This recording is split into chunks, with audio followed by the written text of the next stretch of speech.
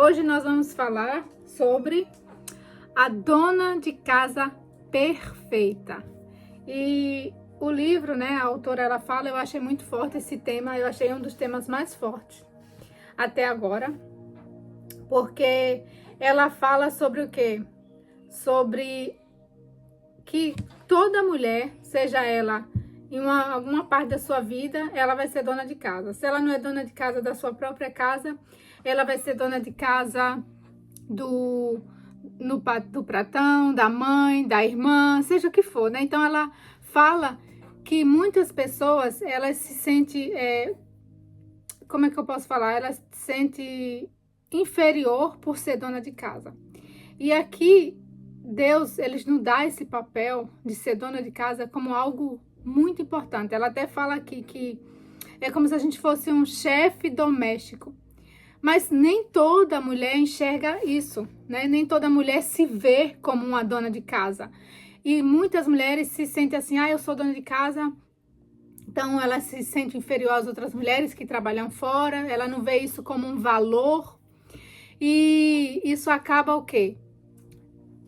Deixando muitas mulheres frustradas. E eu lembro um tempo na minha época, na minha vida, quando eu me casei, às vezes eu fazia as coisas e eu não via esse valor de ser dona de casa como algo que Deus confiou nas nossas mãos. Então, eu acho assim muito forte, porque eu vejo muitas mulheres se sentindo inferiorizadas. Espera aí rapidinho. A Anne, pega ela.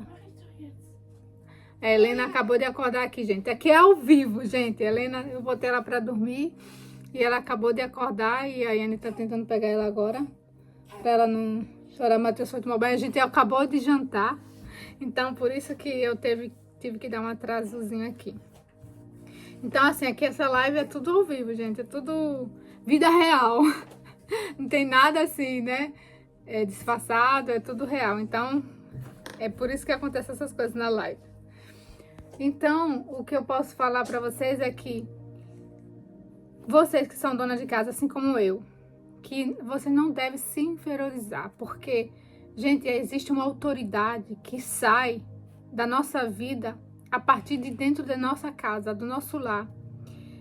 Tem até aquele versículo que fala: tudo que fizeste, seja em palavra, seja em ação, fazei em nome do Senhor Jesus, dando por ele graças a Deus. Então, quando a gente cuida da nossa casa, quando a gente cuida da nossa família, quando a gente cuida dos nossos filhos, isso é o quê? A gente tem que fazer como se fosse para o Senhor. Se a gente faz, mas com peso, o que isso acontece? É como se dali não vai haver uma autoridade da parte de Deus para a nossa vida. Então, eu lembro que quando eu entendi isso na minha vida, eu comecei a fazer as coisas mesmo grata, feliz. Porque eu entendi que eu sou a sábia que edifica a minha casa.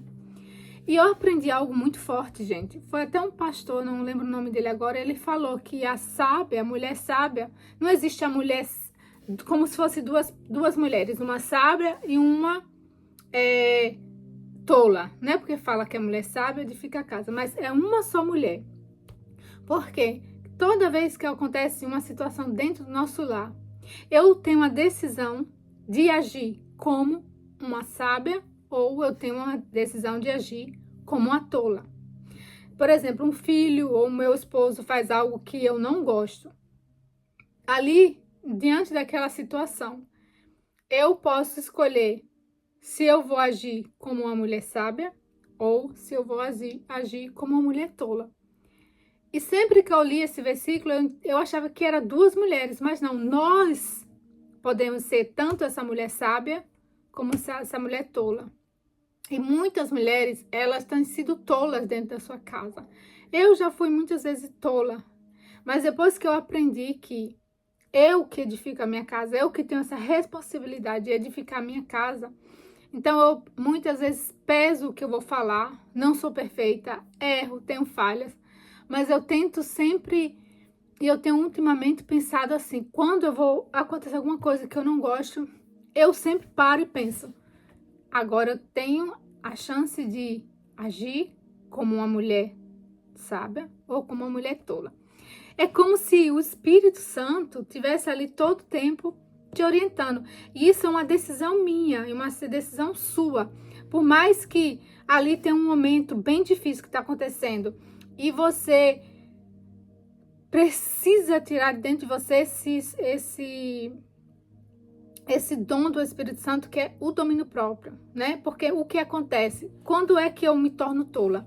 Tá acontecendo uma situação, minha filha fez algo que eu não gosto, ou meu esposo, e aí, em vez de eu responder agressiva, gritando, ou seja lá o que for, eu tenho que procurar falar com mansidão, corrigir com mansidão, e às vezes não é fácil, né, gente? Porque nesses momentos, a nossa vontade é o quê? De gritar. A nossa vontade é o quê? De reclamar.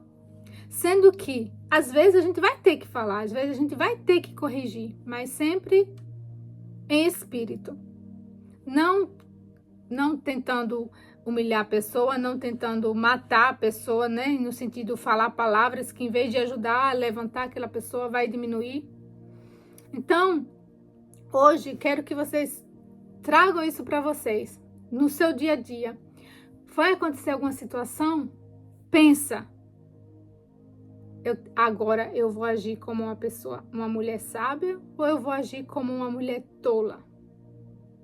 E nunca fique se sentindo inferior a outras mulheres que trabalham fora e você está dentro de casa.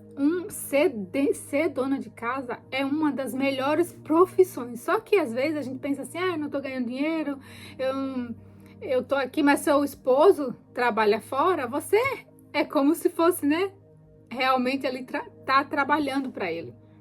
Mas quando você vê que ser dona de casa é como se fosse algo que Deus confiou na sua mão, isso você não vai ver mais isso como um peso.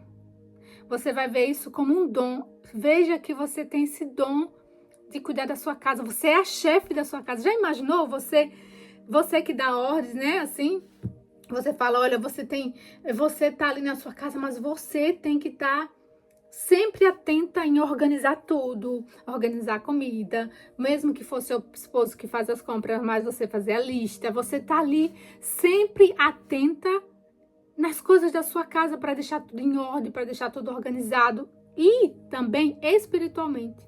Porque, gente, a nossa guerra não é contra os principais, não é contra a carne, nem contra o sangue, não é contra as pessoas, é contra as potestades e os principados.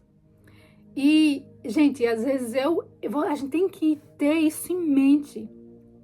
É o mundo espiritual que a gente vive e muitas vezes a gente esquece. Então, eu já falei várias vezes aqui, quando vocês estiverem em casa, pega um óleo, começa a ungir a porta, a janela, chama Jesus para a casa de vocês, chama Jesus para o casamento de vocês. Fala, Senhor, acampa teus anjos ao redor e de redor. Vocês têm que ter essa visão que a casa de vocês está cheia de anjos. E assim, né, a Helena, ela tá muito pequenininha e ela ri muito. Às vezes ela ri por nada, assim, ela tá rindo, às vezes para a parede, às vezes ela tá rindo para um cantinho. E eu sempre falo assim, filha, você tá rindo? Você tá vendo um anjo ali? Aqui dentro dessa casa tá cheia de anjos. Você tá vendo Jesus, né, filha? Então eu trago essa visão para dentro da minha casa. Eu tenho certeza que dentro da minha casa está cheio de anjos. Dentro da minha casa, Jesus está ali. Então a gente tem que trazer essa visão. A gente tem que determinar e falar que o mal não vai entrar dentro da nossa casa. Diabo, você aqui não tem espaço na minha casa. Então, muitas vezes a gente esquece que a nossa guerra, que a nossa luta não é contra os principados e potestades. A gente acha que a nossa guerra é com a nossa vizinha, com o nosso esposo, com a nossa filha, com nossos parentes, com aquele colega de trabalho, alguém na rua. Não, às vezes o mal vai usar aquela pessoa no momento de fraqueza dela para atingir você. Mas quando nós estamos bem espiritualmente e com essa sendo direcionada e guiada pelo Espírito Santo, a gente vai ter esse entendimento que aquela pessoa vai estar sendo usada para nos atingir.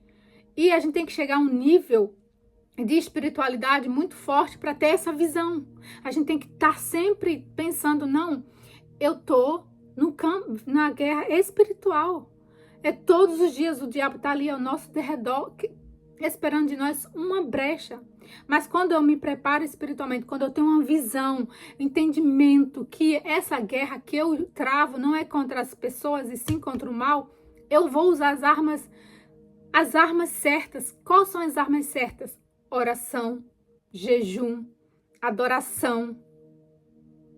E às vezes a gente... Qual a arma que a gente usa? A arma que o diabo nos deu, que é reclamação. A gente está reclamando, só reclamando. E quando eu uso armas do diabo, que é a reclamação, o que eu faço? A minha vida trava, a minha família trava. Mas o que eu devo fazer? Orar, ir para o meu secreto, jejuar, colocar louvor. E esse tempo que meu primeiro mês que eu fiquei com a Helena, eu estreitei minha comunhão com Deus muito. Muitas vezes eu estava com ela ali dando de mamar, e eu tenho que estar ali todo tempo com ela, então muitas vezes eu cantava, eu começava a agradecer, eu visionava o céu, eu visionava os anjos aqui dentro de casa, e todos os dias, toda vez que eu falei, eu vejo ela sorrindo, eu falo, você tá vendo os anjos aqui em casa, né? Você tá vendo Jesus que tá aqui dentro de nós.